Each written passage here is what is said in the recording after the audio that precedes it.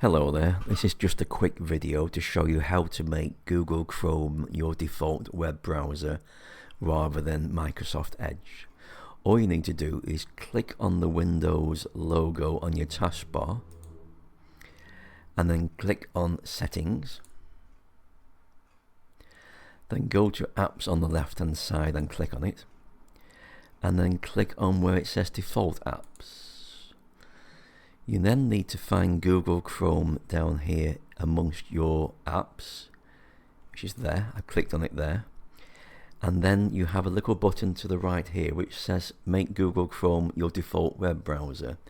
If you click on Set Default, an arrow will appear which should make the .html and the HTML files Google Chrome.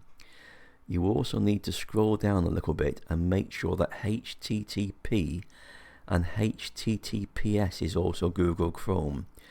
If Google Chrome is not here, you need to click on the little square icon to the right with the little key there, and then make sure that Google Chrome is set there. Hope this video helps.